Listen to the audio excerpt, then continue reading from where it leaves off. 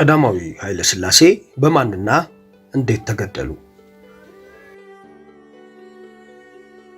የኢትዮጵያን በአልጋ ወራሽነት በንጉሠ ነገሥትነት ለ44 ዓመታት ያስተዳደሩት ዓለም ያደነቃቸውና ያከበራቸው ታላቁ ንጉሠ ነገሥት አስተምረው ባሳደጓቸው ልጆቻቸው መንግስታቸውን ገልብጠው መስከረም 2 ቀን ሐሙስ 1967 ዓ.ም በዛሬው ዕለት ነበር ያሰሯቸው። በታሰሩበት ጊዜ ሻለቃ ደበላ ዲንሳ 7 የደርግ አባላትን ይዞ ወደ ነበሩበት ወደ ኢዮቤልዩ ቤተ መንግሥት ገብቶ ያዘጋጀውን ጽሑፍ አሰምቷቸዋል። በሚያሰማቸው ጊዜም ከልዑል ራስ ምሩ በቀር ሌላ ሰው አልነበረም። ደበላ ዲንሳ ያሰማቸው ቃልና ጃንሆይ የሰጡት መልስ ከዚህ እንደሚከተለው ነው። የጦር ኃይሎች የፖሊስ ሰራዊትና የብሔራዊ ጦር ደርግ ለግርማዊነቱ ደህንነትና ጤንነት በሰፊው እያሰበ እንደመሆኑ መጠን ለዚሁ ለጤንነቱም ሆነ ለደህንነቱ ወደ ተዘጋጀ ስፍራ ስላለ ወደዛ እንዲሄዱልን በትህትና እንለምናለን።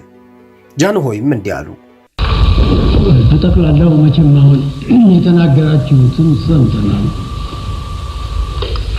የኢትዮጵያ ንጉሠ ነገሥት ስንሆን ስም ብቻ አይደለም፣ ህዝቡን፣ አገሩን በሰላም ጊዜ የሚሰራለትን ጠላትም ቢመጣ የሚመከትበትን በማሰናዳት መሆኑ ይህ በጦር ሰራዊታችን ውስጥ የታወቀ ሳይሆን ይቀራል ብለን አንጠረጥርም። ቢሆንም በየጊዜው የሚለዋወጠው ነገር ደግሞ ለሀገር የሚጠቅም ነገር ካለበት የሀገርን ጥቅም በሌላ ለመለወጥ አይቻልም እና ያነበባችሁትን ሰምተናል። በዚሁ ማቆም ነው። በጠቅላላው መቼም የተናገራችሁትን ሰምተናል። የኢትዮጵያ ንጉሠ ነገሥት ስንሆን ስም ብቻ አይደለም፣ ህዝቡንም ሀገሩንም በሰላም ጊዜ የሚሰራለትን ጠላትን ቢመጣ የሚመክትለትን በማሰናዳት ነው እንጂ ይኸውም በጦር ሰራዊታችን ውስጥ የታወቀ ሳይሆን ይቀራል ብለን አንጠራጠርም። ቢሆንም በየጊዜው የሚለዋወጠው ነገር ለሀገርም የሚጠቅም ነገር እስካለበት የሀገርን ጥቅም በሌላ መለወጥ አይቻልምና ይህ ያነበባችሁትን ሰምተናል። አሁንም እንደዚሁ ነው። የኔ ታሪክ እዚህ ያበቃል። የእናንተ ታሪክ ደግሞ እዚህ ይጀምራል። የኢትዮጵያን አንድነት በመጠበቅ ዳር ድንበሯን በማስከበር ካቃታችሁ ያን ጊዜ የእናንተ ታሪክ እዛ ይሞታል።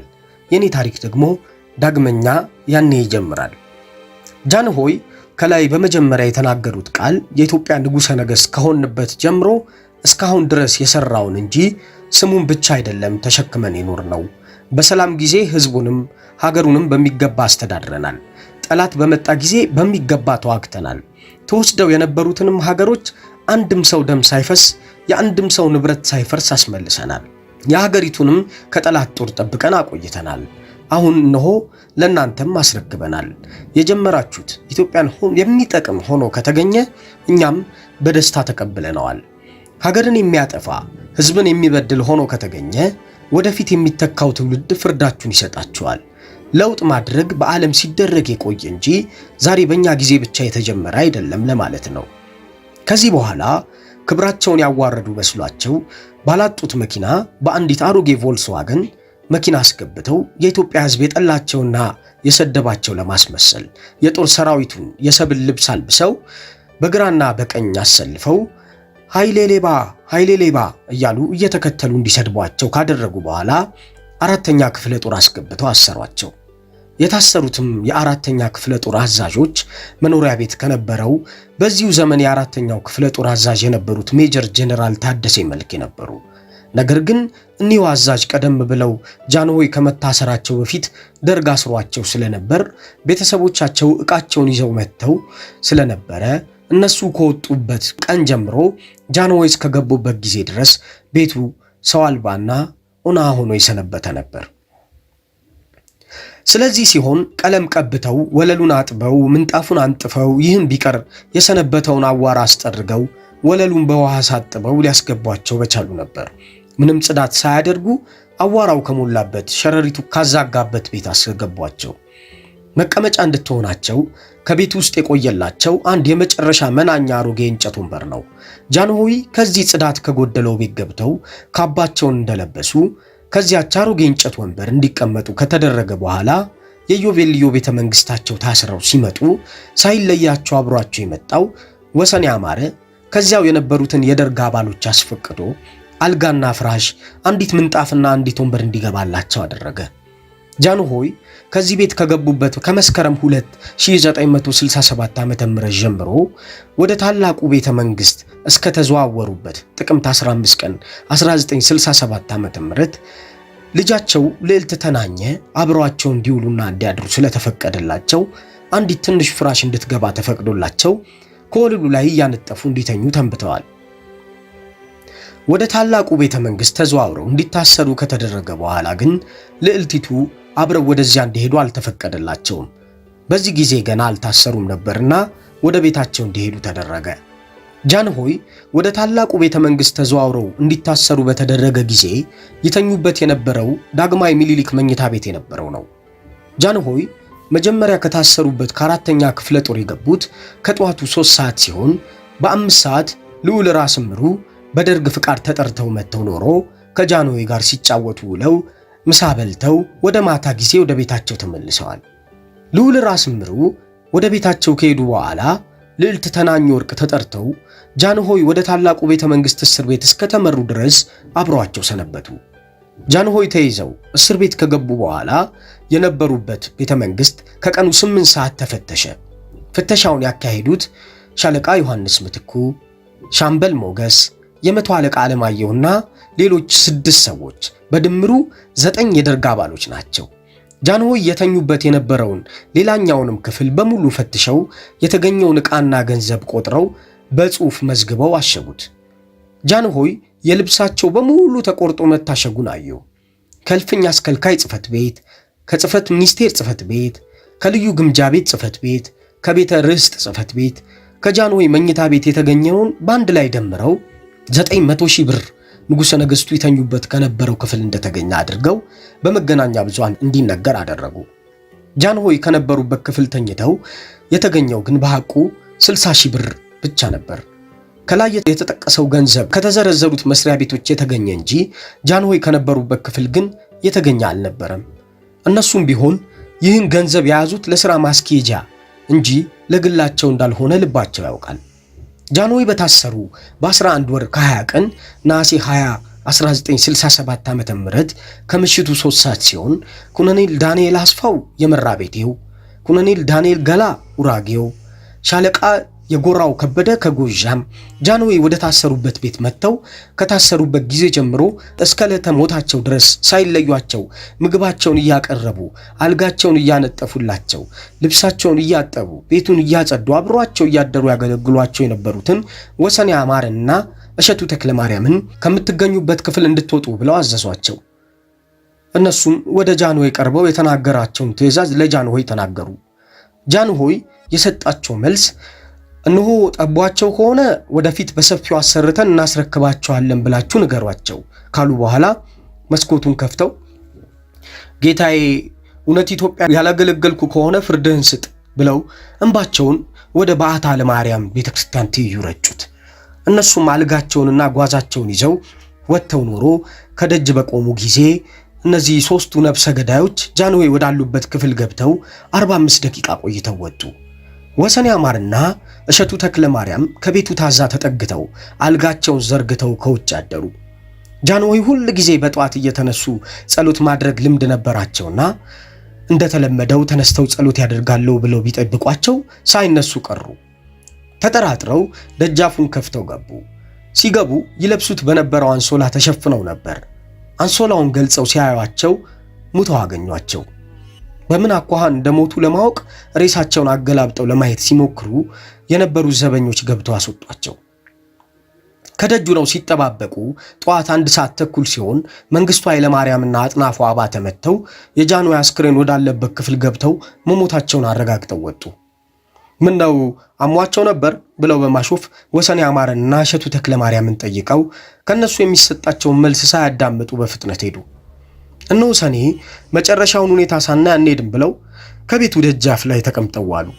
ከቀኑ 11 ሰዓት ሲሆን እዚያ በ12ኛው ወር 1967 ዓመተ ምህረት ማታ በ3 ሰዓት መጥተው የገደሏቸው ኮሎኔል ዳንኤል አስፋው፣ ኮሎኔል እንዳለገላ፣ ሻለቃ የጎራው ከበደ ጥቂት ወታደሮች አስከትለው መጥተው አስክሬኑን ከነበረበት ቤት አውጥተው ይዘው ሄዱ። ወሰኔ አማረና እሸቱ ተክለማርያም የተቀበሩበትን ቦታ አላዩትም። ጃንሆይ እጃቸው ከተያዘበት መስከረም 2 ቀን 1967 ዓመተ ምህረት ጀምሮ ለቀብር ነሐሴ 21 1967 ዓመተ ምህረት ከቀኑ በ11 ሰዓት የነበረው ታሪክ ይህንን ይመስላል።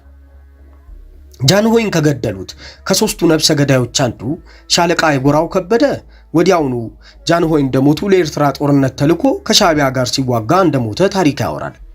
ደርጎች እርስ በርሳቸው አምባጓሮ አንስተው ኖሮ በተፋጁ ጊዜና ተፈሪ ባንቴ በሞቱበት ቀን ጥር 26 1969 ዓመተ ምህረት ኮሎኔል ዳንኤል አስፋውም በጓደኛው ጥይት ተደብድቦ የመሞት ዕጣ ደረሰው። ኮሎኔል እንዳለገላ ግን ወያኔ ድል አድርጎ ኢትዮጵያን በተቆጣጠረበት ጊዜ እንደ ሌሎቹ የደርግ መኮንኖች ተይዞ ጦላይ እስር ቤት ገብቶ ነበር። ነገር ግን ጃንሆይን ከገደሉት አንዱ መሆኑን ባለማወቅም እንደሆነ አይታወቅም ተለቆ በአዲስ አበባ ከተማ ሲኖር ወሰኔ አማረ፣ እሸቱ ተክለማርያም፣ ጥላሁን ኪዳኔ ፍርድ ቤት ቀርበው ከመመስከራቸው በፊት አምልጦ ውጭ ሀገር በስደት ሄደ። ስለዚህ ኮሎኔል እንዳለገላን እንዴት ብሎ ሊያመልጥ እንደቻለ እስከ ዛሬም ድረስ የሚያጠያይቅ ነው። ጃንሆይ 11 ወራት ተኩል በቁም እስር ካሳለፉ በኋላ በ83 ዓመታቸው ሕይወታቸው አለፈ። ደርግም እፎይ አለ። ትዝ ሲላቸው መሞታቸው ብቻ እፎይ አያስብልም። ገና የቀብራቸው ጉዳይ ደርጎችን ሌላ ውጥረት ውስጥ ይከታልና የጃንሆይ ማረፍ እንደተገለጸ የወቅቱ ፓትርያርክና ሌሎች 2 ጳጳሳት ወደ ቤተ መንግስቱ ቢሮ መጥተው ንጉሱ ካረፉ ስላሴ ቤተክርስቲያን እንዲያርፉና አስፈላጊው ጸሎተ ፍትሐት እንዲደረግላቸው ይፈቀድልን አሉ። መንግስቱ ከባድ ጥያቄ እንደሆነ ያውቁታል። አባላቱን አነጋግሬ የሚሉትን እነግራችኋለሁ ብለው መለሱ። በደርግ ስብሰባ ላይ ይህ ነገር ቢነሳ ኖሮ አቧራው እንደሚጨስ አውቃለሁ በማለት የዚያን ጊዜውን ሁኔታ የሚተርኩት መንግስቱ ጉዳዩ ስብሰባ ላይ ሲቀርብ ከአባላቱ የተሰነዘሩትን ልዩ ልዩ ሐሳቦችንም ጨምረው ገልጸዋል። አንዱ ንጉሱን እንደ ልዩ ፍጡር ማየት ከዚህ እምነት ውስጥ አልወጣችሁም እንዴ ሲል፣ ሌላው እሳቸውን ማየት ያለብን እንደ ተራ ሰው ነው፣ በየቀኑ ስንት ወታደር ይሞት የለ እንዴ ይላል። በ83 ዓመት መሞት እድለኝነትም ነው ያለም አለ። አንዱ ተነስቶ እንዲህ አሉ፣ ለመሆኑ ምንድነው ስላሴ የሚቀበሩት? እሳቸው እኮ አርበኛ አይደሉም። ስላሴ የሚቀበሩ አርበኞች ብቻ ናቸው። ምናልባትም ጃንሆይ በማጨው ጦርነት የጠላትን አየር ለመጣል አርሊንከን ተኳሽ ሆነው መዋጋታቸውን አያውቅ ይሆናል። ብዙዎች ሐሳቦች ተነስተው ተጥለው ንጉሱ በግልጽ መንገድ መቀበር ለፖለቲካቸው ስጋት መሆኑን እንደመደሙ መንግስቱ በትዝታቸው እንዲህ ይላሉ። አይ እንግዲህ አልኩና ፓትርያርኩን ይቅርታ ያርጉልኝ፣ ነገሩ እናንተ እንደምታስቡት አልሆነም። መልኩን ለውጦ እንዲያውም ሌላ ነገር ነው ያስከተለው። ንጉስ አርበኛ አይደሉም፣ እዚያም አያርፉም። ፍትሐት ስላሉት ደግሞ ጳጳሱ ሲሆኑ ስንት ወታደር በየቀኑ ሲረግፍ ምን ነው ስለነሱስ ፍትሐት አልጠየቁ የሚል ነገር ሁሉ ተነሳሉ። ከርሶ የምደብቀው ነገር የለም። ያለው ስሜት ፍጹም እንደምታስቡት አይደለም።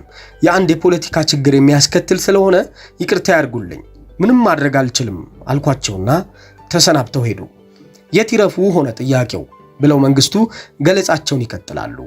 ባታ ተባለ። ባታ ገብተው ሲያበቁ ምንም አይነት ከበሮ፣ ጥሩምባና ጋጋታ ሳይኖር ይረፉ ተባለ። ይህንኑ ትዕዛዝ ለእስር ቤቱ ኮሚቴ አስተላለፍኩ፣ በዚሁ አከተመ ብለው ሲያቆሙ ጋዜጠኛ ገነት አየለ ታዲያ ትዕዛዙ መፈጸሙን አረጋግጠዋል ስትል ትጠይቃለች። መንግስቱ አይ ትዕዛዜ ፍንክች የማይል ነገር ነው፣ ይፈጸማል። አይፈጸምም ብዬ ጥርጣሬ የለኝም። ሰውየው አርፈዋል። መሰረታዊው የቄሶች ጥያቄ መልስ አግኝቷል። እኔ በጣም የሚያጣድፍና ጊዜ የማይሰጥ ስራ አለብኝ፣ ችግር አለ፣ ወደዚያ ዞር ያለው ብለው አስተባበሉ። ገነት እስከ መጨረሻው ብትሞግታቸውም በዚያው አቋም ድርቅ እንዳሉ ነው የቀጠሉት። በእርግጥ ግን መንግስቱ ምንም አጣዳፊ ስራ ቢኖርባቸው የዚህን ጉዳይ አፈጻጸም በአይናቸው ብሌና አይተው ሳያረጋግጡና አፈጻጸሙንም መጨረሻው ድረስ ሳያዘጉ ትዕዛዜ መፈጸሙ ስለማይቀር ብለው የሚተውት ጉዳይ አይመስለኝም። አዝዣለሁ፣ ባዘዝኩት መሰረትም ተፈጽሟል ብለው አፈጻጸሙን ሳያዩ ፊታቸውን ወደ ሌላ ስራ ያዞራሉ ብሎ ማሰብም ትልቅ የዋህነት ይመስለኛል። ከዚህ አንጻር ነው ከተከታዩ የቀብር ስነ ስርዓት እውነትነቱ ታምኖበት የተደመደመውና የመንግስቱ ገለጻ ፍሩሽ መሆኑ የታወቀው።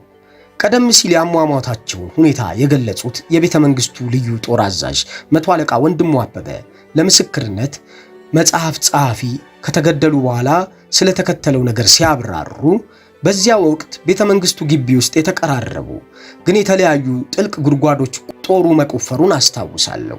ምሽግ ለማድረግ እንዳይባል አጭር ነው፣ ውሃ ማጠራቀሚያ እንዳይባል ደግሞ ሞላላ ነገር ነው። ጥልቅ የሆኑ 4 ወይም 5 ጉድጓዶች ተቆፍረው ውለው ሳያድሩ በሲሚንቶ ተለስነው ተዘጉ በማለት የጉድጓዶቹን አቆፋፈርና መዘጋት ይገልጻሉ። ከላይ የተገለጹትን ሐሳብ ሻምበል መንግስቱ ገመቹ እውነት መሆኑን ያረጋግጡልናል። ሻምበል መንግስቱ ገመቹ ከፍተኛ የደርግ ባለስልጣንና የመንግስት ቁጥር 1 ታማኝ መሆናቸው ይታወቃል። ጸሐፊው ሲቀጥሉም በተለይ የታላቁ ቤተ መንግስት የጥገና ክፍል ኃላፊ ነበርኩ፣ ጉድጓዶቹንም ያስቆፈርኩ እኔ ነኝ የሚሉት መሐንዲስ ጥላሁን ኪዳኔ ግርማዊ ቀዳማዊ ኃይለ ሥላሴ እንደሞቱ አውቃለሁ። የሞቱት ነሐሴ 20 1967 ዓ.ም ነበር። በነሐሴ 21 ከጧቱ 2 ተኩል በመርድ ንጉሴ ተጠርቼ የከፈን ጨርቅና የሬሳ ሳጥን እንዳቀርብ ተጠይቄ ሰጥቻለሁ። በ7 ሰዓት ላይ 3 ጉድጓዶች በየ3 ሜትሩ አስቆፈርኩ። 4ኛ ጉድጓድም ተቆፈረ። ቦታው በኋላ የፕሬዝዳንቱ ቢሮ የተሰራበት 4 ጉድጓድ መቆፈሩ እኛ እንዳናውቅ መሰለኝ። ጉድጓዶቹን በዳንኤል አስፋው ትዕዛዝ በኮንክሪት ዘጓቸው። በአጭር ጊዜም በጉድጓዶቹ ላይ ቤት ተሰራ። ደርግ ንጉሠ ነገሥቱን ከገደላቸው በኋላ በድብቅ በአንድ መናኛ ቦታ ቀብሯቸው ሲኖር የጥንታዊት ኢትዮጵያ የጀግኖች አርበኞች ምክር ቤት የንጉሠ ነገሥቱን አስክሬን በድብቅ ከተቀበረበት ቦታ ተፈልጎ አጽማቸው እንዲወጣና በሕይወት ሳሉ ባሰሩት መንበረ ጸባዖት ቅድስት ሥላሴ ካቴድራል ውስጥ ባዘጋጁት የመቃብር ቦታ በክብር እንዲያርፍ ለማድረግ እንዲፈቀድልኝ ስለ ለሽግግሩ መንግስት ጥያቄ ስላቀረበ የሽግግሩ መንግስትም ጥያቄውን በመቀበል ፍቃድም ስለሰጠ ትብብርም ስላደረገላቸው በብዙ ጥንቃቄና ጥረት በተቀበሩ በ16 ዓመት ከ5 ወር ከ22 ቀን የካቲት 8 1984 ዓ.ም በዕለተ እሑድ ተቆፍሮ አጽማቸው ወጣ። ቁፋሮ የተጀመረው አርብ የካቲት 6 ከጧቱ 3 ሰዓት ሲሆን በዚሁ ቀን በአዲስ አበባ ከተማ የሚገኙ አምባሳደሮችና ሌሎች የውጭ ሀገር ሰዎች ነበሩ። ነገሩ የቁፋሮ ስራ የተጀመረው በእጅ ስለነበር አጽማቸው እንዲህ በቀላሉ ሊገኝ ባለመቻሉ የመጡት እንግዶች እስከ 5 ሰዓት ቆይተው የንጉሠ ነገሥቱን የልጅ ልጅ ወይዘሮ ምህረት መኮንንን እየተሰናበቱ ሄዱ። ቁፋሮ ከአርብ ጀምሮ እስከ እሁድ ቆየ። ነገር ግን አጽማቸው ሊገኝ አልቻለም። ከኃይለ ሥላሴ አጽም በፊት የ60ዎቹ ባለስልጣኖች አጽም ነበር ተቆፍሮ የወጣው። ስለሆነም የነዚህ አጽም ሊወጣ የቻለው የአሜሪካ አምባሳደር መስሪያ ቤት ባቀረበው ትራክተር ስለነበረ ይህም ትራክተር ስራውን ከፈጸመ በኋላ ወደ ቦታው ሳይመለስ ከወይኒ ቤቱ ቆይቶ ስለነበር እሁድ ጠዋት ከወይኒ ቤቱ እንዲመጣ ተደርጎ በዚሁ መሳሪያ አማካኝነት በጥንቃቄ ሲቆፈር 3 ሜትር ጥልቀት ወዳለው ጉድጓድ የተቀበረው አጽማቸው ተገኘ። ይህ መሳሪያ ቀደም ሲል ወደ ወይኒ ቤቱ እንዲሄድ የተደረገው በ60ዎቹ ባለስልጣናት የተገደሉትና የተቀበሩት ከወይኒ ቤቱ ጓሮ ስለነበር ነው። ንጉሠ ነገሥቱ አጽም ሊገኝ የቻለው ሻለቃ ዮሐንስ የተባለው የደርግ መኮንን ከታሰረበት ከወለታ ተጠርቶ መጥቶ ኖሮ እሱ ቦታውን ባሳየው መሰረት ነው። ቀደም ሲል ቁፋሮ ሲደረግ የቆየው ጥላሁን ኪዳኔ የተባለው መሐንዲስ ባሳየው መሰረት ነበር። መሐንዲሱና ሻለቃ ዮሐንስ ያሳዩት ቦታ ብዙ የተራራቀ አለመሆኑ ሲታወቅም ትክክለኛው ሆኖ የተገኘው የሻለቃ ዮሐንስ ያሳየው ቦታ ነው። አጽሙ እስኪወጣ ድረስ የሽግግሩ መንግስትን ወክለው የቁፋሮን ስራ እየተከታተሉ የቆዩት የፖሊስ ሰራዊት ሹም የነበሩት አቶ ሐሰን ሻፊ ናቸው። አጽሙ ከወጣ በኋላም በሽግግሩ መንግስቱ ነው ለንጉሠ ነገሥቱ የልጅ ልጅ ወይዘሮ ምህረት መኮንን አጽሙን ያስረከቡት እሳቸው ናቸው። ከንጉሠ ነገሥቱ በፊትም ሆነ በኋላ በጨካኙና ባረመኔው ደርግ እጅ ተገለው የተቀበሩት ሁሉ አጽማቸው እየተቆፈረ ሲወጣ ከነልብሳቸው ሲገኙ ከንጉሠ ነገሥቱ አጽም ጋር ግን አንድ ቁራጭ ጨርቅ አልተገኘም። መንግስቱ ኃይለ ማርያም እንግዲህ ለማድረግ የቻለው ከነልብሳቸው ቢቀበሩ ክብር የሚሰጣቸው ልብሳቸውን አውልቆ አስክሬኑን አዋርዶ እርቃነ ስጋቸውን ሲቀበሩ ግን ለውርደቱ ለጥቃቱ ክብደት የሚሰጠው መስሎ ስለታያቸው ነው።